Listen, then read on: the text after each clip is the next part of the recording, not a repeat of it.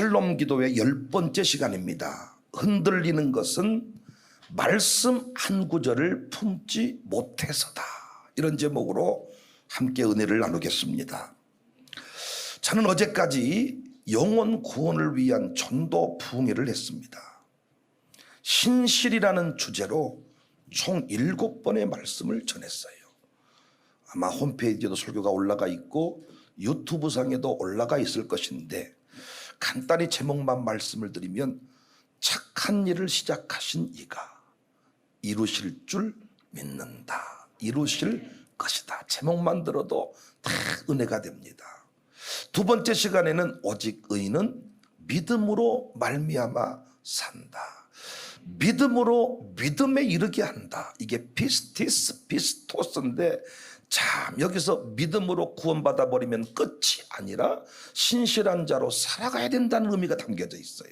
그래서 그 신실한 주의 백성들의 좋은 모델로 세 번째 시간에 모세의 가문을 공부했습니다. 더 이상 숨길 수 없게 되었을 때, 이런 제목으로 공부했던 내용입니다. 신실한 주의 백성들이 이루어간 신실한 역사, 모세 이야기를 잘 아시니까 네 번째 시간에 룻에 관해서 공부를 했습니다. 룻이 신실한 사람입니다. 신실한 하나님을 믿고 하나님을 쫓았던 거예요. 그래서 말씀 제목은 무엇을 쫓으려는가. 엘리멜렉과 나오미는 현실을 쫓아갔어요. 오르바는 안전을 쫓아갔어요. 룻은 하나님을 쫓았어요. 하나님을 쫓아간 인생이 쓴 스토리가 대단했습니다. 다섯 번째입니까? 그 다음에 다섯 번째 시간이 불의한 재물로 친구를 사겨라. 이게 또 감동적이었습니다. 우리는 재물 앞에 신실하지 못해요. 그 불의한 청지기 비유가 참 재밌거든요. 그 또라이 같은 그 직원이 하나 있었는데, 지 맘대로 소장농들을 불러가지고 너 우리 주인한테 얼마 빌렸냐? 500만 원? 300만 원만 갚아. 얼마? 200만 원? 50만 원만 가져와. 이렇게 계약서를 바꿔준 거예요. 이거 몽둥으로 맞을 짓 아닙니까? 그런데 이걸 보고 주인이 칭찬을 하면서 불의한 재물로 친구를 사겨라.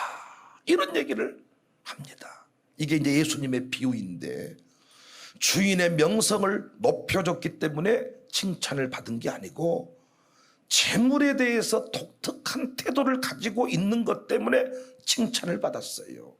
재물은 왜 주셨냐? 멋지게 누리고 멋지게 다스리고 이걸 가지고 하나님을 섬기고 사람을 살리라고 줬는데, 우리는 이걸 다스리지 못해요.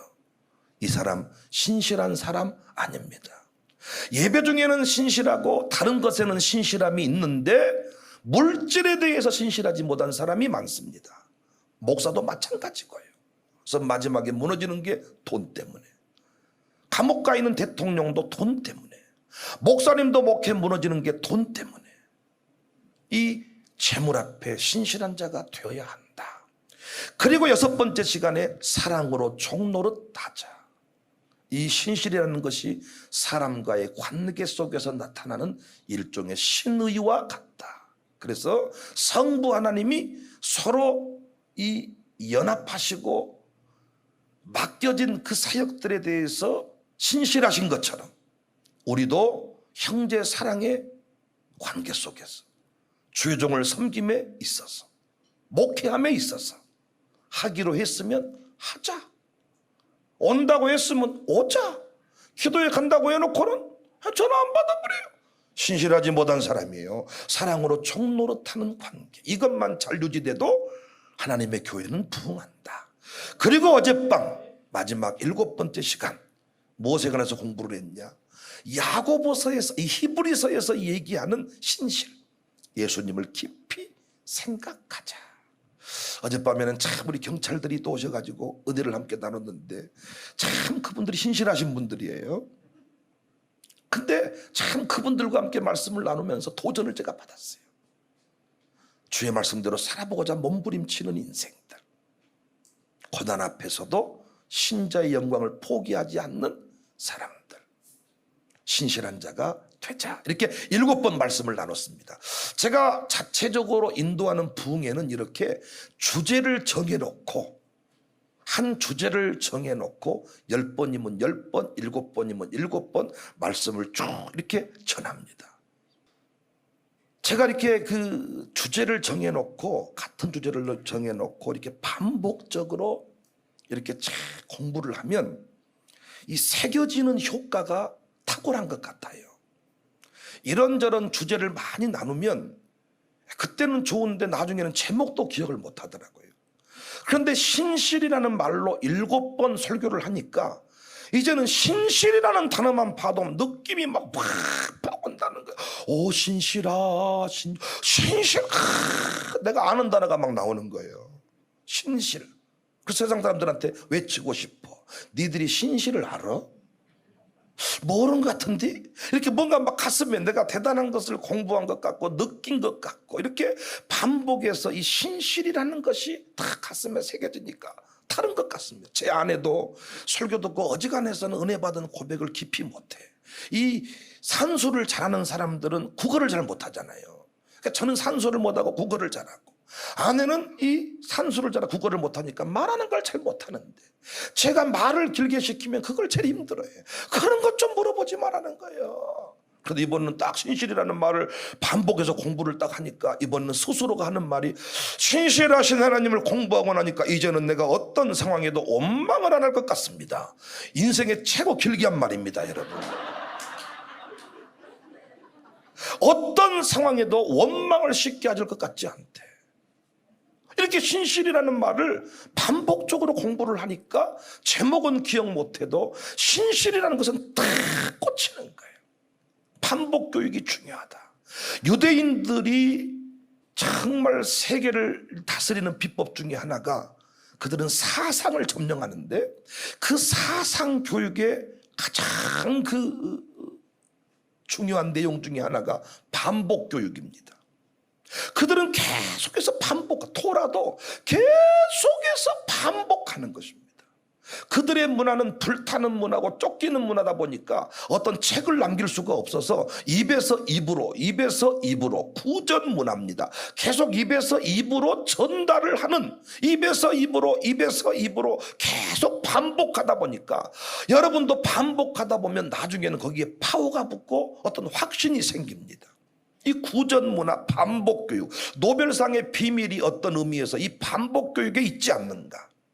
누군가가 글을 썼는데 요즘 위대한 사상가가 나오지 않는 이유에 관하여 나름대로 글을 썼어요. 난 이 글을 읽고 참 도전을 받았는데 왜 요즘 위대한 사상가가 나오지 않냐. 책을 너무 많이 읽어서 그런다는 거예요. 책을 너무 많이 읽어서. 무슨 말이냐, 읽을 책이 너무 많아가지고 우리가 어떤 책을 접할 때 이 책 한 권만 가지고 씨름할 수가 없잖아요. 그래서 책 목차를 딱 읽고 그리고 머릿말 읽고 또르르륵 넘겨가면서 내가 필요한 대목만 수박 겉핥기식으로 필요한 정보를 찾듯이 오르륵 넘어간다는 겁니다. 이렇게 그 안에서 정보를 찾아서 설교에 써먹을 수는 있고 어떤 무슨 말할 때 써먹을 수는 있겠지만 여기서 어떤 사상과 철학이 만들어지지는 않는다는 거예요. 그런데 예전에 책이 없을 때는 옛날에 책이 없을 때 500년 1000년의 검증을 받은 고전 몇 권만 있을 때 책이 없어. 그냥 500년 1000년 그냥 그 시간 통해서 입증된 어떤 그 흘러왔던 고전 몇 권이 보통 있는데 읽을 책이 없으니까 이 책을 또 읽고 또 읽고 반복적으로 읽다 보니까 거기에서 깊이가 나오고 통찰이 나오고 지혜가 나온다는 것입니다. 요즘에는 수많은 정보를 접하다 보니까 수박 겉핥기식으로 필요할 때만 써먹고 거기서 깊은 묵상이 나오지 않고 철학이 나오지가 않는다. 교인들만 해도 얼마나 많은 말씀을 듣습니까? 그래서 혹자들은 어떤 사람들은 그 설교 무용론을 주장합니다. 7번 집회하면 못한다냐. 제가 제목 아까 말해주니까 여러분이 고개를 끄덕거렸지. 내가 7개 제목 중에서 6개 이상을 맞히면 100만 원 드리겠습니다. 없습니다 여기에. 제가 어제 우리 가족 놓고 다 해봤어요. 아이고 아버지 알아요. 알아요. 잠깐만 기다려보세요. 그러면서 어떤 썩을 놈의 새끼는 핸드폰 쳐다보면서 안다 아버지 안다고요. 알아. 제목을 보려고. 여러분도 마찬가지로 어떤 분이 설교가 뭔 소용이 있다냐. 그래서 기도만 하는 거예요. 기도만. 직통으로 받아버려야 쓰겠다.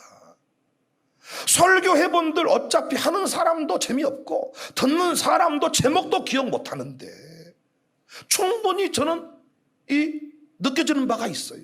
너무 많은 설교를 들으니까 저만 해도 일주일에 7편 8편 설교를 하니까 어떤 설교 한 편을 붙들고 그 설교에 대해서 3시간씩 기도하고 한 주간 동안 묵상하고 그래서 최소한 주일 대예배 설교는 우리 가정교회 소그룹 모임 가질 때 별도의 공과가 없고 그 책 가지고 그 설교 내용 주보에 요약된 내용 가지고 말씀 나눔을 해요. 이것은요 양육사들이 고백이 달라. 왜냐하면 다시 양육사들이 가서 가족교회 식구들과 말씀 나누려 보니까 홈페이지에 들어가서 또 듣고 어떤 양육사는 듣고 타이핑을 한다고. 타이핑을 하면서 보니까 이게 느낌이 또 새로워져. 이런 설교를 이런 내용을 설교 중에 하셨나 한다는 거예요. 반복해서 묵상할 때 거기서 깨달아지는 바가 있다는 것입니다.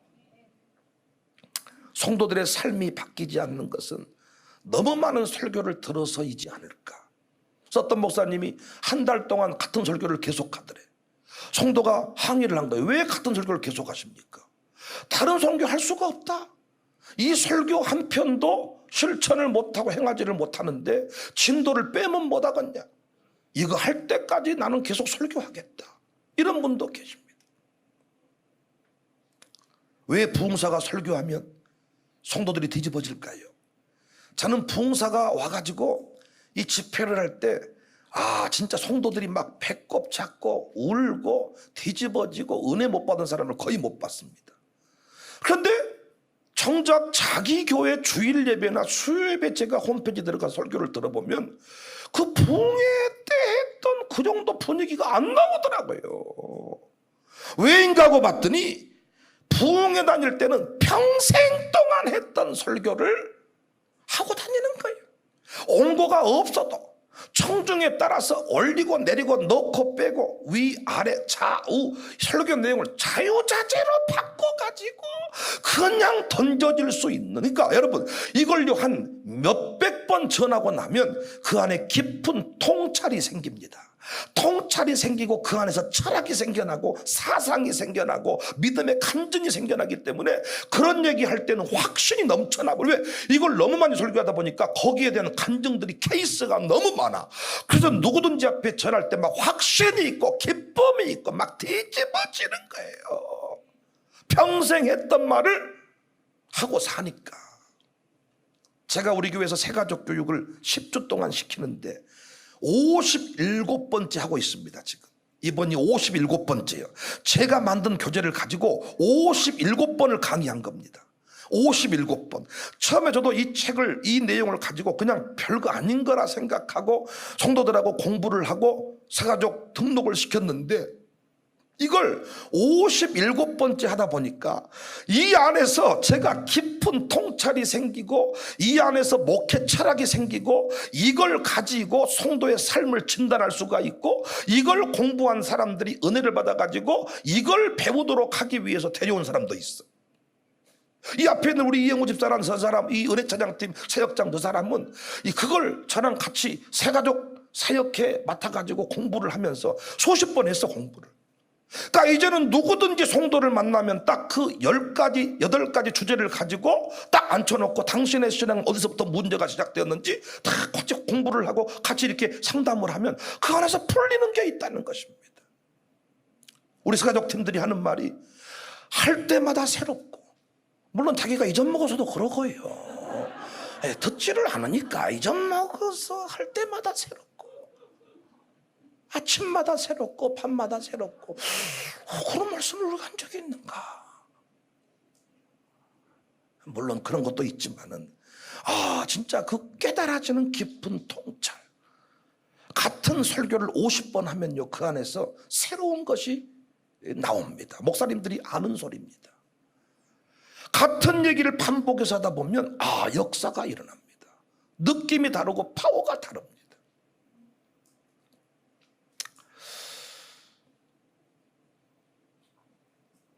이런저런 자료를 참조해서 한번 이렇게 설교하고 지나가는 내용과 다르죠.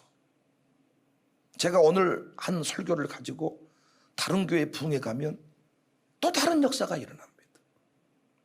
제가 이미 한번 전달하고 가슴에 새겨진 내용이기 때문에 이제는 전달해가는 과정이 다를 수밖에 없습니다. 그래서 평생 목회하신 목사님들이 딱 강단에 서서 설교를 한 편 하거나 권면을 하면 느껴지는 파워가 다른 거예요. 평생 동안 했던 이야기인데 이제는 그것이 예전에 배워서 어디서 베껴서 한 얘기가 아니고 이제는 가슴으로 부모님이 자식한테 뭔 얘기를 하면 듣긴 듣는데 기대기에서 왔다 갔다 하는 거예요. 그런데 나중에 지 새끼를 낳아서 키우면서 너 그러지 마라, 그 말은 가서 네 할머니가 나한테 했던 말이 이런 말이었는가 이러면서 어버이날만 되면 우리 엄마 보고 싶다, 우리 아버지 보고 싶다, 어버이날만 되면 누가 나를 패주면 좋겠다. 그래서 제가 당신 목사를 어버이로 여기고 살아라. 그래도 그것은 못하겠습니다.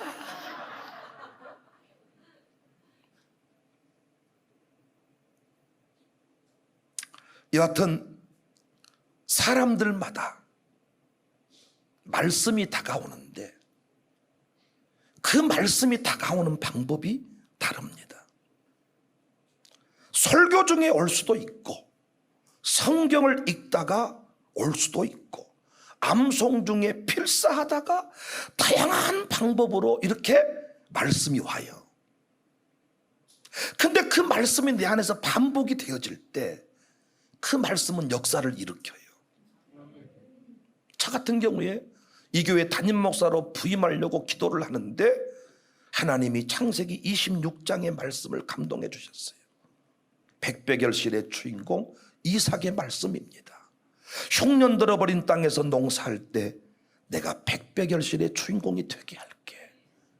너 5대 사명, 한 사람 세우고 가정 세우고 학교 세우고 교회 세우고 지역 세우는 그런 목회를 해라. 제가 A4 용지에다가 이걸 썼어요.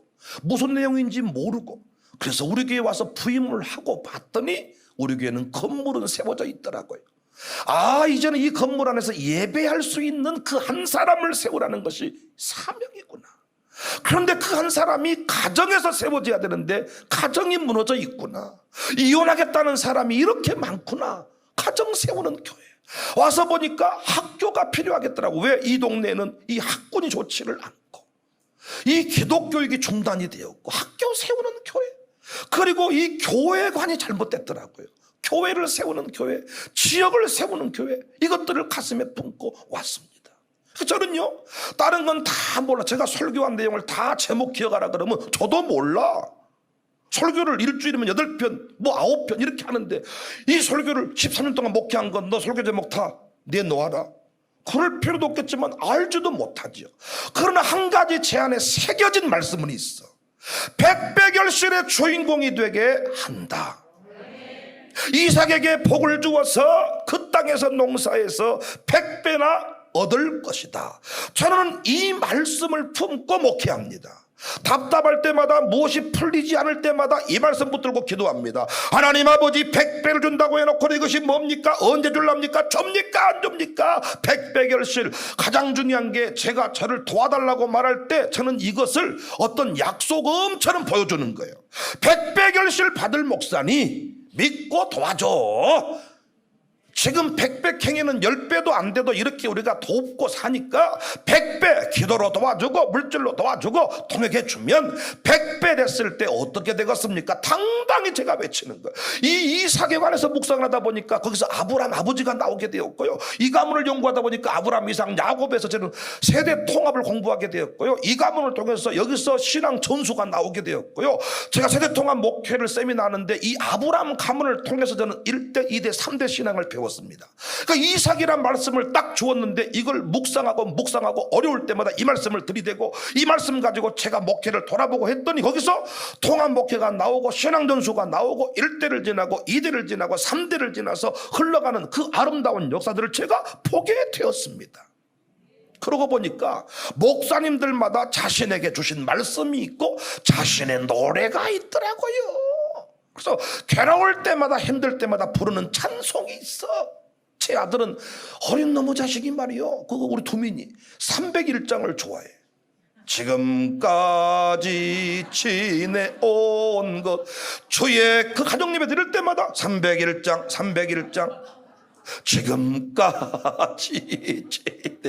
지금까지 지내온 것이 주의 은혜라는 거예요. 목사님들도 주 안에 있는 나에게 이 노래가 있고, 어떤 분들은 또 나의 힘이 되신 여호와여, 저는 하나님 한 번도 나를 열받으면 나는 노래를 부릅니다. 1절 부를 때 눈물이 안 나면 2절 부를 때는 눈물이 확실히 납니다. 지나온 모든 세월들 돌아보아도, 이 대목을 딱 부르면 우리 교회 처음 부임할 때부터 차를 맞아주었던 그 얼굴들이 쫙 떠오르면서 저쪽 본당 건물, 채플 건물 문 뚫어서 열린 문 공사를 한 것부터 쫙 그 어느 것 하나 주의 손길 안 미친 것 전혀 없네. 자기만의 말씀이 하나씩 있어. 괴로울 때마다 그 말씀 붙들고, 하나님 아버지 이 말씀 이렇게 한다고 하지 않았습니까? 어떤 분은 머리 되고 꼬리 되지 아니한다. 이걸 다 붙들고 기도할 때마다 머리 될지언정 꼬리 되지 말라. 나를 부를 때 하나님이 이 말씀을 주셨느니라. 또 어떤 분은 나갈 때 복, 들어갈 때 복, 짐승 새끼라도 복 준다고 했는데 개를 많이 키운 집은 그걸로 기도하더라고요. 개 새끼도 복 준다고 했으니 우리 개 새끼는 새끼도 많이 나게 하시고 돼지 새끼도 많이 나게 하시고, 진짜로 놀랍게 아버지 앞에 막 그걸 들이대면서, 아니 짐승 새끼도 복 받는다고 했는데 왜 우리 때 막 하더라. 이걸로 기도를 막 하는 거예요. 조영기 목사님은 3박자 구원, 영혼이 열된 같이 범사가 찰되고 강건케 될지어다. 옥하는 목사님은 제자라는 말에 꽂혀가지고 성도들이 무리 수준에 머물러 있는 게 문제다. 제자를 삼아야 된다. 제자. 부산 수영록교회 정필도 목사님은 서울대를 졸업하신 분인데, 그분은 기도, 무릎에 서울대 나오신 분이 기도하자 우리 마음 아파요. 무릎에서 부흥이 온다. 그래서 그 수영로 그 모래바닥에서 무릎 꿇고 기도했던 것으로 유명한 분이 정필도 목사님. 그분은 기도로 무릎으로 목회한다. 어떤 분은 새벽, 어떤 나름대로 말씀이 다 있고 철학이 있어. 하영조 목사님, 원누리교회 하영조 목사님은 성령, 그분은 성령을 받았는데 그 성령님이 치유의 영이야. 치유의, 그분은 평생 암을 달고 살았으니까, 암으로 소천하셨으니까. 그래서 항상 그 원누리교회 가면 치유의 역사가 일어나고 회복의 역사가 일어나고, 엄마같이 오메 짠한 내 새끼 어찌하였거나이, 이게 온누리교회. 옥하는 목사님은 이런 싸가지 없는 새끼 확 죽여버려 이 새끼를, 이게 옥하는 목사님이에요. 아니 이렇게 설교를 했다는 게 아니고, 옥하는 목사님은 아버지 목회라니까. 아버지는 아버지가 막 오메 어찌했을까, 오메 피나네 막 이런 아버지 봤어요? 이리 와, 돌아와 이놈의 새끼 밭. 그럼 엄마가 그러지 마세요, 어찌 애들이 다 그런 것이지, 뭐라고 하지 말라니까. 집 나가본단게요. 나가려면 나가 이놈의 새끼 막. 그래서 아들도 열받아가지고 아버지랑 말을 안 하잖아. 사춘기 때 일부러 말 안 해. 그것이 유일한 복수요. 옥하는 목사님 설교를 들어보면요, 내 당신들은 변화되지 아니하기로 작정된 영혼들과 같고 막 엄청나 버려요. 근데 하영자 목사님은 여러분 힘을 내세요. 그래서 하영자 목사님 온누리교회는 다 그런 분들이 많아. 결국 남는 것이 말씀이에요. 그러니까 찬송을 품었다는 것도 찬송 가사가 다 말씀이잖아요. 결국 뭐만 남냐? 말씀만 남아. 질병 치유 간증이 남는 게 아니야. 간증은 오래 가지를 못해. 감사하는 마음도 오래 가지를 못해. 뭐가 남냐? 말씀이 남아. 그러니까 청사교회에서 또 여러분 섬기시는 교회에서 끝까지 충성된 사람은 그 교회에서 받은 말씀이 있는 사람이야. 그냥 관계로, 그냥 어떤 뭐 좋은 선물로 이렇게 뭐 은혜를 입어서 보통 개척을 하면 형제들이 도와주러 와. 결국은 형제가 다 떠나. 그래서 개척의 어떤 그 공시가 같은 게 뭐냐면 가족은 떠난다. 안 그럴 수 있어. 어떤 가족이 안 떠나냐? 그 동생, 형님, 그 가족이 목사이지만은 그곳에서 뭘 받으면, 말씀을 받으면 그분은 안 떠납니다. 말씀 가진 사람, 말씀 받은 사람만 남습니다. 말씀만 남습니다. 말씀만. 말씀 붙든 사람이 끝까지 가요. 목사를 개인적으로 좋아하는 사람, 이거 오래 못 갑니다. 아니, 자기 부부간에도 실증이 나는 법인데, 아니 저같이 이상한 목사랑 아니 사랑하며 산다면 얼마나 사랑을 하겠습니까? 저는 불친절하거든요. 저는 참 이렇게 참 애교도 없고 이렇게 참 위로를 잘 못하거든요. 그리고 참 그 외모도 서글서글하지 못하거든요. 태어날 때부터 그렇게 서글서글한 분이 계세요. 그래도 우리 부목사들 다 놓고 봤을 때 그래도 제가 제일 낫습니다. 더 가깝하신 분들이, 저분들은 성질이 나보다 더 더럽고요. 저분들은 진짜 성질이 안 좋아.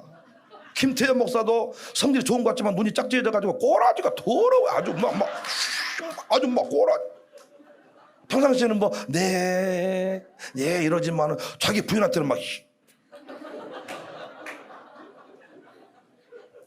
김인성 뭐 겉보기는 막 넘지 못할 산이 있거든. 그런데 막 자기 부인한테 막 소리 지르고 막 소리 지르고 막 엄청나요. 김만옥도. 그러니까 보세요. 이렇게 성격 더러운 분들하고 아니 사랑하며 살아본 분들은 얼마나 그 몇 조금이나. 그런데 참 성격은 더럽고 참 그런데 이 교회에서 받은 말씀이 있어. 그 말씀의 관점에서 목사를 보고 교회를 보는 사람은 절대로 여러분 인간적인 것 때문에 교회를 떠나거나 시험 들고 삐치고 토라지질 않습니다. 말씀 받은 사람만. 오늘 본문이 가브리엘 천사가 마리아에게 수태고지를 알리는 내용입니다.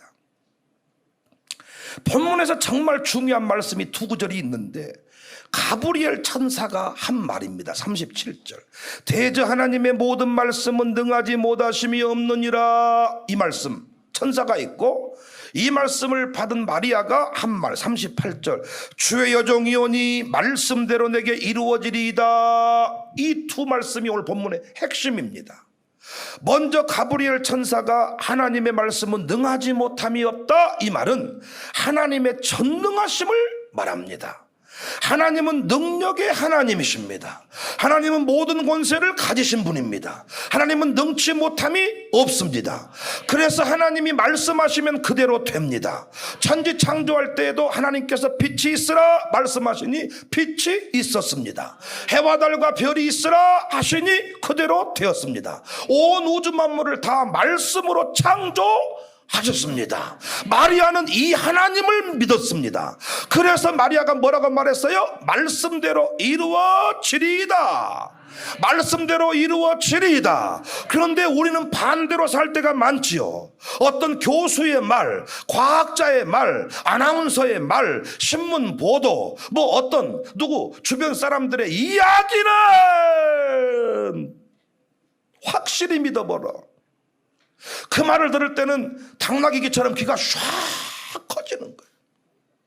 어디서 돈 번단다 그러면 누가 봐도 사기꾼인데 갔다가 때려 받쳐버려요. TV에서 당근이 좋단다, 당근이 바닥나버립니다. 할렐루야. 뭔 배추가 좋다, 배추가 바닥나버립니다. 저는 여자분들한테 부탁드리고 싶은데 제발 즙을 짜지 마세요. 이온의 사유가 되니까. 양파즙, 배추즙, 먼즙, 개소즙 뭐 이런 거 제발 좀 내지 마세요. 나는 이거 내가지고 먹은 사람을 여러분은 봤는지 모르겠습니다만은 저는 아직까지 못 봤습니다. TV에서 뭐 좋다 그러면 이제 당근 뽑으러 다니고, TV에서 뭐 좋다 그러면 싹 조깅이 좋다 그러면 이제 운동장이 미어 터지고 뚝방이 미어 터집니다. 수건 봉변 쓰고 운동장 뚝방 다 조깅이 좋고 뭐가 좋고, 뒤로 걷는 게 좋다 그러면 전부 다 뒤로 이제 걷습니다. 전부 다 때려박아서 내진탕 걸리고 자전차에 받치고 뚝방에 빠지고 뒤로 걷고. 아주 그 말은 딱 TV에 딱 한 번 나오면 믿어본다니까, 확실하게. 건강에 좋다 그러면 그건 의심도 안 하고 물어보지도 않고 한 방에 탁, 아야 뭐가 좋다 그러더라, 바로 먹어보라. 그래서 여러분, 그 어떤 중환병에 걸려서요, 나중에 보니까 너무 약을 많이 먹어 죽은다 그러더라고요. 뭘 사가지고 끝까지 3년이면 3년, 2년이면 2년, 6개월은 6개월 쫙 끝까지 가야 효험이 있고, 영양제 같은 경우에도 그 한 통을 다 먹어야 몸에 현상이 나타난대요. 물론 저같이 믿음이 좋은 사람은 하나를 딱 먹잖아요. 약을 하나를 딱 먹으면 바로 몸이 좋아져요. 저는 느낌이 딱 바로 좋아진 느낌이에요. 바로. 우리 와이프가 하는 말이 내려가지도 않았겠네.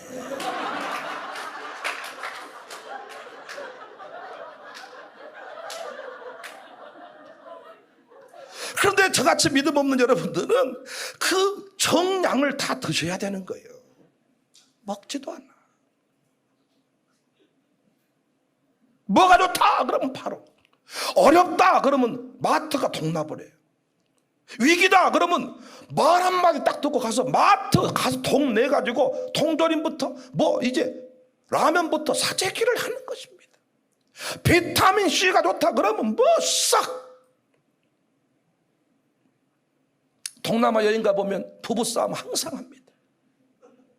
논이를 사야 되겠다.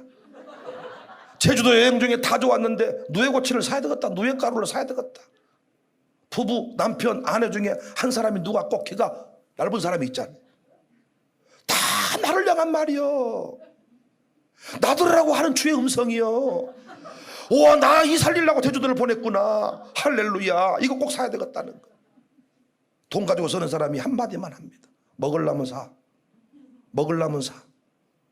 제가 미국도 가보고 캐나다도 가보고 항상 마지막은 약장사인데, 두 부부 중에 한 사람이 살라고 하고 한 사람은 먹으려면 사. 먹으려면 사. 그러면 그분이 조용히 내려놓더라고요. 먹을 자신이 없는 거예요. 집에 있는 것도 지금 한 차 있으니까. 우리는 어째 그렇게 말을 잘 듣는가 몰라요. 그때 보면 믿음이 다 좋아요. 요가가 좋다 그러면 전부 다 인자 뭐가지 다리 사이에 끼고, 코로나 때 또 뭐가 좋다고 하니까 그럼 싹 또 뭐가 좋다 그래. 초참에 뭐 그런 말이 나왔잖아. 뭐 쌀만 먹으면 좋다 해가지고 고추, 내가 또 졸지에 고추 안 따가지고 망한 집이 있었는데 그 집 돈 벌어버렸다는 거예요. 망해가지고 시리에 빠져 있는데 그 집을 위해서 하나님이 그 TV 나오겠는가 봐. 시리에 빠져 있는데 고추쌀만 먹으면 좋다 그래가지고 그 집이 서울에서 내려와가지고 엄청 돈을 비싸게 주고 그 다 쓰러진 그 고추대를 샀다는 거예요. 대단한 믿음입니다.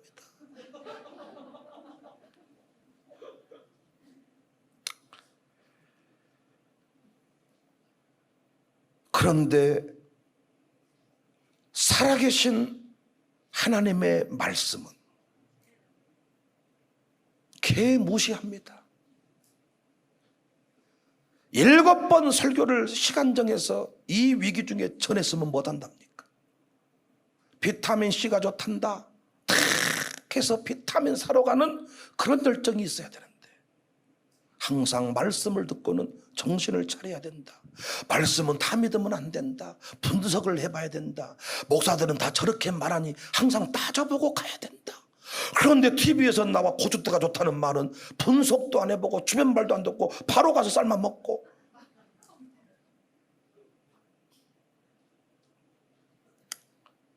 하나님의 말씀은 인간의 이성이나 상식 수준에서 받아들일 수 없는 내용이기 때문에 그 말씀을 들으면 그냥 무시해버린 것 같습니다. 당시 약혼을 약속한 처녀가 결혼도 하기 전에 잠자리도 갖기 전에 아이를 가진다는 것은 유대 율법에 의하면 파혼은 말할 것도 없고 돌에 맞아 죽는 것을 의미합니다. 조창희 청년, 결혼을 위해 기도하고 있는데 나랑 잠자리를 한 적이 없는데 갑자기 전화가 와가지고 임신했다 그래. 성령이 인택했구나. 예수님 같은 분이 나올란갑다. 결혼할 수 있겠어요? 이건 난리가 날 일이죠. 고발감이죠. 혼인 빙자 간음이 아닌가. 이런 어떤 충격이 아닐 수가 없잖아요. 돌에 맞아 죽지 않는다고 할지라도 이건 사회적으로 매장되는 것은 시간 문제입니다. 이런 상황 가운데서 마리아가 한 말이 중요한 거예요. 주여 계집종이 오니 말씀대로 내게 이루어질 것입니다. 단순히 예배 나와라 해도 안 나오고 떼먹은 11조를 하자 이 정도 얘기가 아니고, 아니 관계를 맺은 적이 없는데 처녀의 몸에서 배가 불러가지고 임신이 될 것이다. 아니 난 남자를 알지 못하는데요. 그랬더니 뭐라고 말하냐? 성령이 너를 덮어서 임신하게 할 것이다.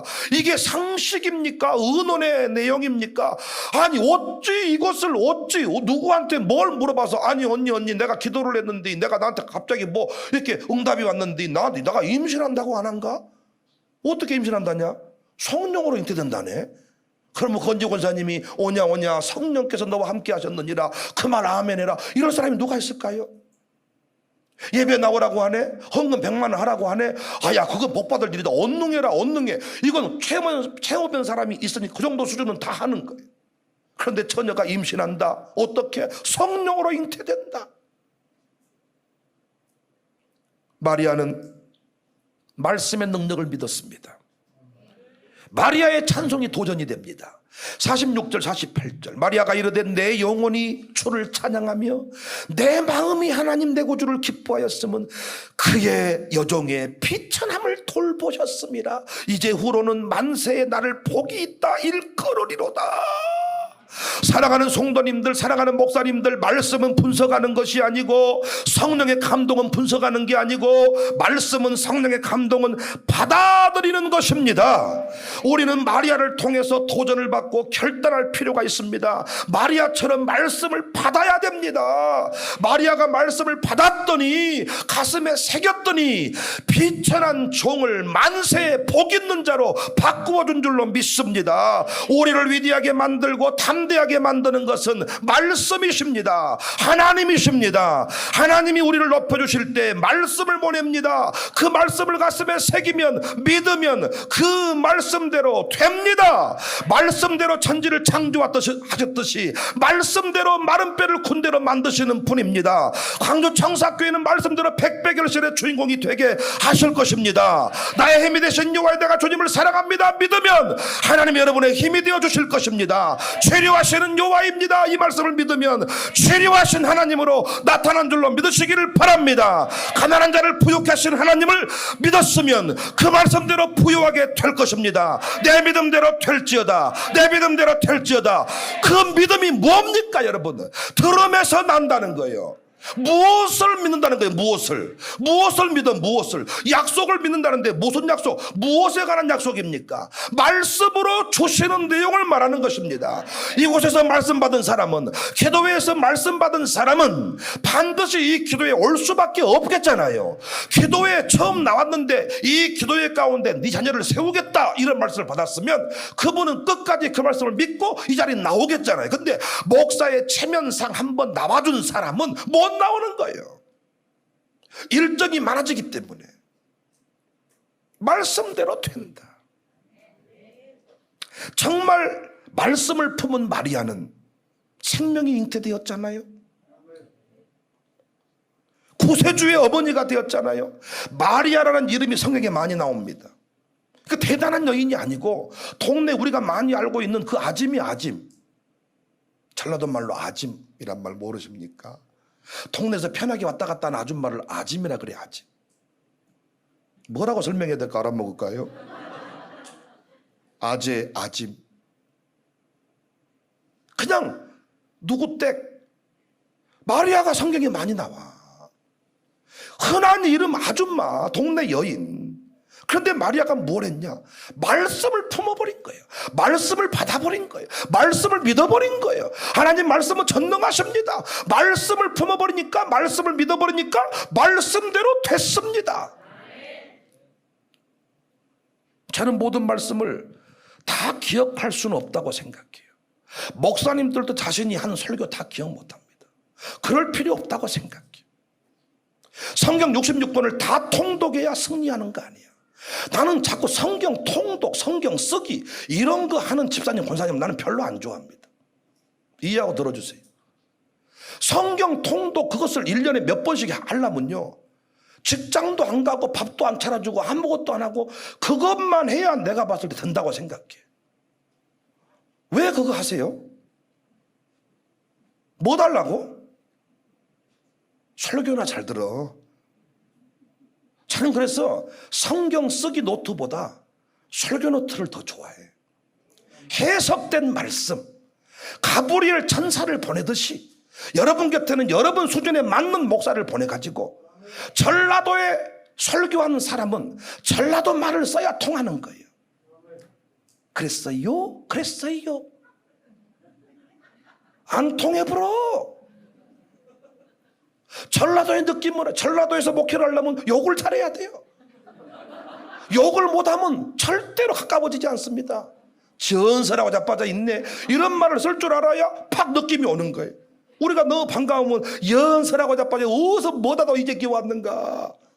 서울로 말하면 쌍욕입니다. 이것은 연설, 연설이 뭐요? 연병이 연설이요.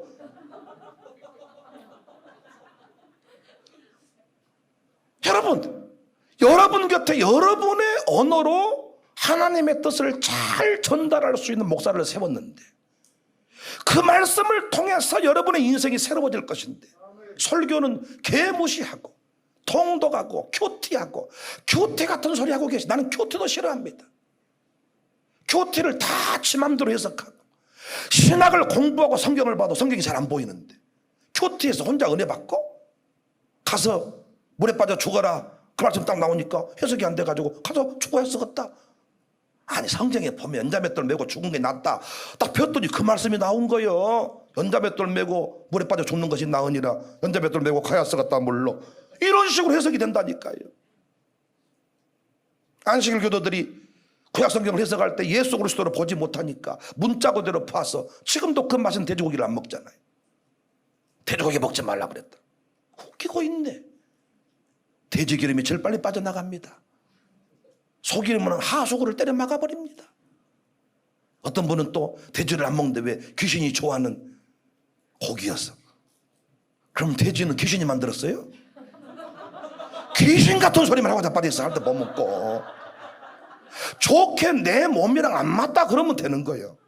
안 먹는다는 이유를 성경대로 설명하려니까 부정한 음식이어서 돼지를 안 먹는다는 거예요. 저 여러분 돼지고기가 약입니다. 내장 기름 막 한 무더기씩 드셔야 돼. 몸에 안 맞으면 안 먹는 거죠. 말씀을 잘 들었어. 그 말씀 한 구절을 딱 품으면 그 말씀이 모든 역사를 다 일으켜요. 다 필요 없어. 그 말씀, 저는 모든 목회를, 모든 이 현상을 100배 결실이라는 말씀을 갖다 돌려보는 거예요. 코로나도 100배 결실에 의해서 100배 결실로 나가는 길이구나.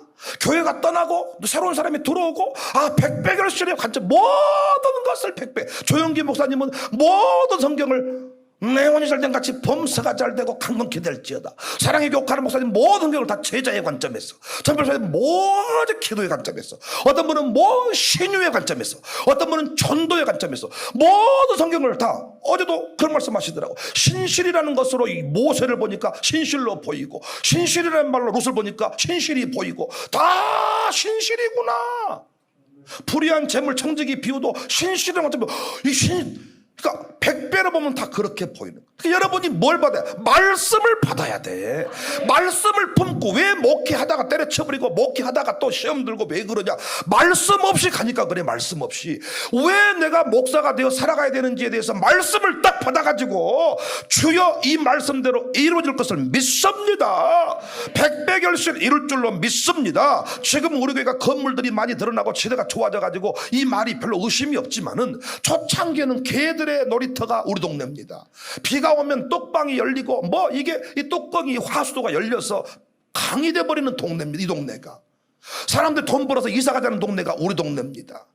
저 아파트가 저렇게 돼 있지 않고 영화 세트장처럼 초라한 그런 동네였습니다.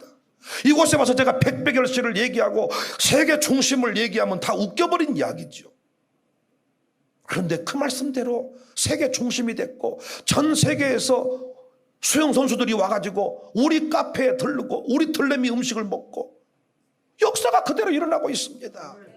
그 말씀대로 이루어질 것을 믿는다. 사람이 비천한 인생이 멋져지는 것은 말씀을 품고 그 말씀을 따라 살아갈 때 만세에 복 있는 여인이 되고 만세에 복 있는 사람이 되는 줄로 믿습니다. 권력자 따라가면 그 인생 개털이 돼요. 조만간에 이제 내년 되면 또 감옥 갈 사람이 많습니다. 말씀 품고 하나님 따라가는 인생은 만세에 복 받는 자가 되지만은 여러분이 흔들리지 않는다는 것은 말씀을 품었기 때문이야. 목사가 신방 자주 와서가 아닙니다. 뭐 장모님이 잘해줘서가 아닙니다. 교회가 돈을 많이 줘서가 아닙니다. 내게 주신 말씀이 있기 때문에 흔들리지가 않는 거예요. 왜 흔들리냐? 한 구절의 말씀을 품지 못해서 그래. 한 구절의 말씀만 품어도 우리 신앙이 요동치지 않습니다. 이 얘기만 하고 말씀 마칠게요. 어떤 목사님 설교를 하는데 베드로가 왜 그렇게 그 관원들 앞에서 공회원들 앞에서 당당할 수가 있었냐. 심지어 야고보가 순교당하는 사건 중에 자기도 같이 감옥에 갇혔는데 천사가 감옥에서 베드로를 빼주려고 할 때 베드로가 뭐하고 있는 줄 아세요? 바울과 실라처럼 찬송하고 기도하고 있었던 게 아니고 자고 자빠져 있었어요. 그래서 천사가 와서 깨. 급히 일어나라. 감옥에서 나가야 쓰겄느니라. 야고보가 지금 목 잘리고 순교하고 자기도 그걸 알고 있어. 순교당할 줄 알고 있다니까요. 그런데 지금 이 베드로는 거기서 뭐하고 자빠져 계세요? 베드로 하면 잠이잖아요. 거기서 아니 다른 데서는 다 괜찮지만 어떻게 깜빵 들어가서 지금 동료가 순교당하고 이런 상황인데 거기 잠을 자고 천사가 와서 나가야 쓰겄습니다. 안 웃기세요 이런 말이? 허리에 통증이 오기 시작하셨어요? 한계가 왔다. 빨리 설교 끝내자.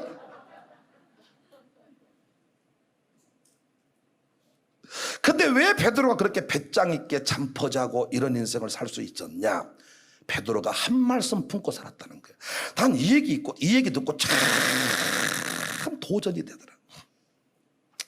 베드로가 이 예수님이 베드로한테 뭐라고 말했냐면 여러분 이 말씀 함께 읽고 요한복음 21장 18절에 진실로란 말을 2번 쓰거든요. 내가 진실로 진실로 내게 이르노니 내가 젊어서는 스스로 띠띠고 원하는 곳을 다녔거니와 늙어서는 내 팔을 벌리리니 남이 내게 띠띠우고 원하지 아니한 곳으로 데려간다. 그러니까 베드로의 순교를 말해요. 순교. 그러니까 베드로는 어떻게 죽은 줄 알았죠. 순교한다는 말이잖아요. 그잖아요. 근데 여기서 핵심이 뭐냐? 늙어서요. 에? 당시 베드로의 나이가 20, 30대 정도였다는 겁니다. 예수님보다 어린 나이. 20, 30 정도였고 실제로 60세 정도에 순교했습니다.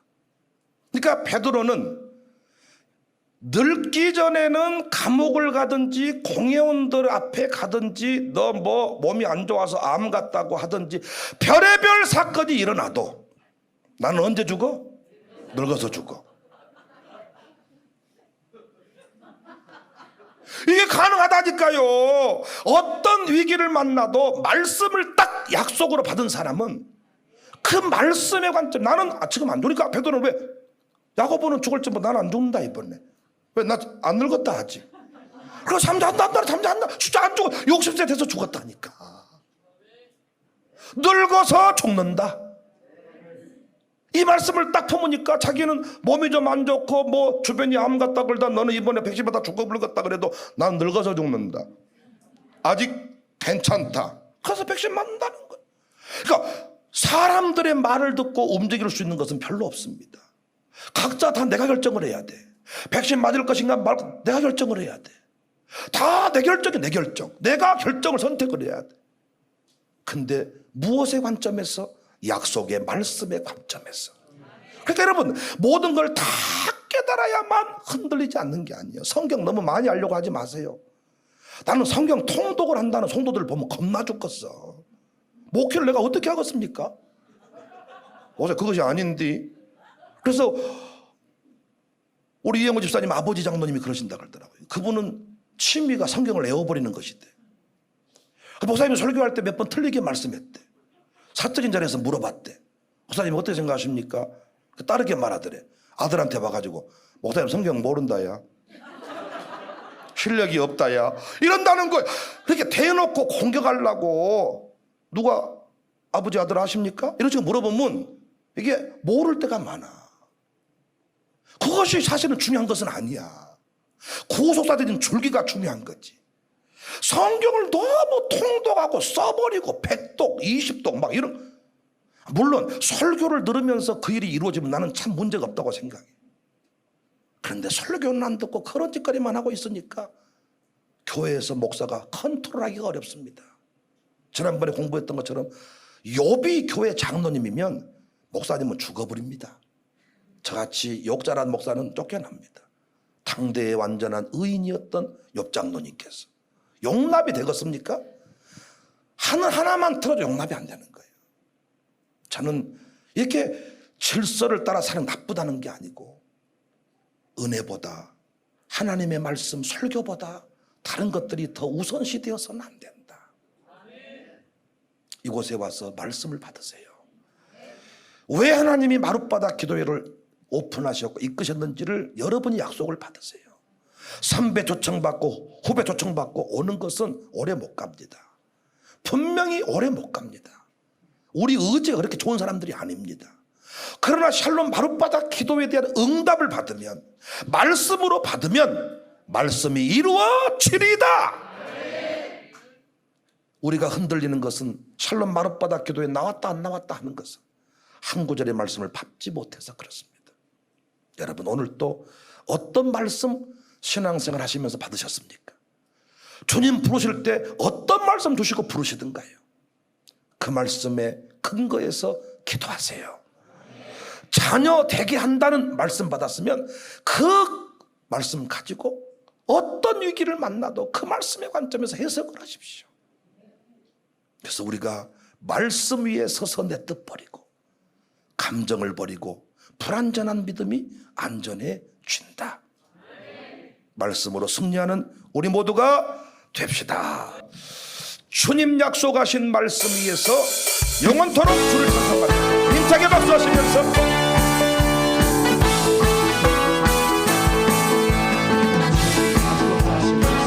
위에서 영원토록 주를 찬송하리. 소리 높여 주께 영광 돌리. 약속 믿고 굳게 서리라. 굳게 서리. 영원하신 말씀 위에 굳게 서리.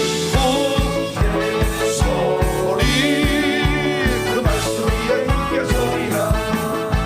주님 약속하신 말씀 위에서 세상 영역 내게 없음할 때에 용감하게 힘써 싸워 이기며 이 약속 믿고 굳게 서리라. 굳게 서리. 영원하신 말씀 위에 굳게 서리. 굳게 서리. 그 말씀 위에 굳게 서리라. 주님 약속하신 말씀 위에서 영원하신 주의 사랑이 성령으로 힘써 싸워 이기며 이 약속 믿고 굳게 서리라. 굳게 서리. 영원한 말씀 위에 굳게 서리. 그 말씀 위에 그 말씀 위에 굳게 서리라. 주의 약속하신 성령 인도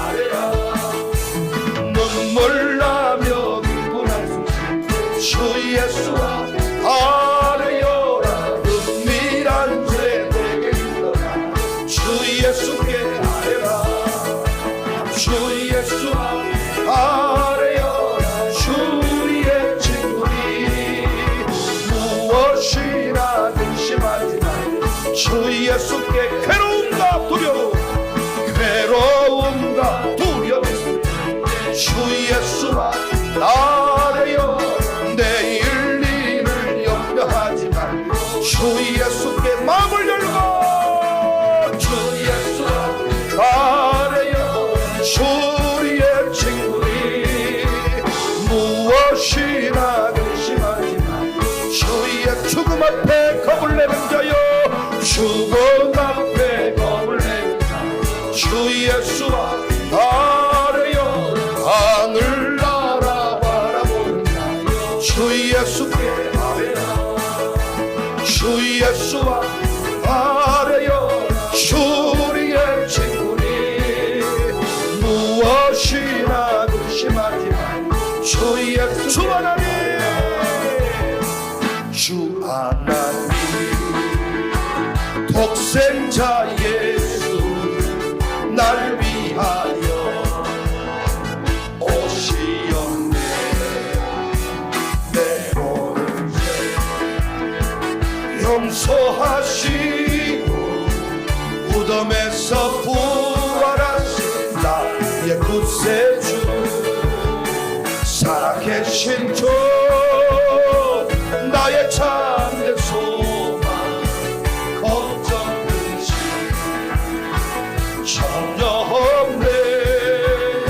사랑해 주네 갈 길 인도하니 내 모든 삶의 기쁨 늘 충만하네. 그 언젠가 주뵐 때까지 주를 위해 싸우리라. 진리의 길 멀고 험해 주님께서 나의 앞길 지켜주시네. 살아계신 주 나의 참된 소망 걱정 근심 전혀 없네. 사랑해 주네 갈 길을 인도하니 내 모든 삶의 기쁨 늘 한 번 더 마음속에 근심 있는 사람 주 예수와 다하래요. 슬픈 마음 있을 때에라 주 예수께 주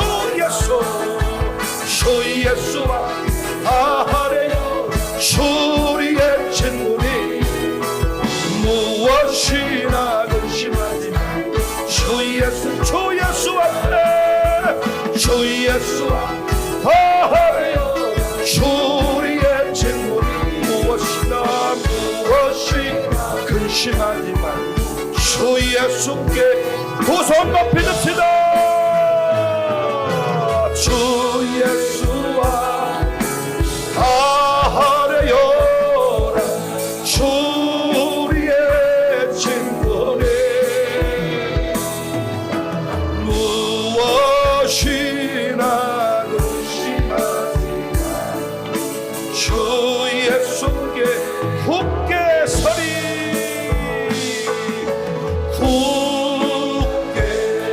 말씀 붙들고 굳게 섭시다. 말씀이 이루어집니다.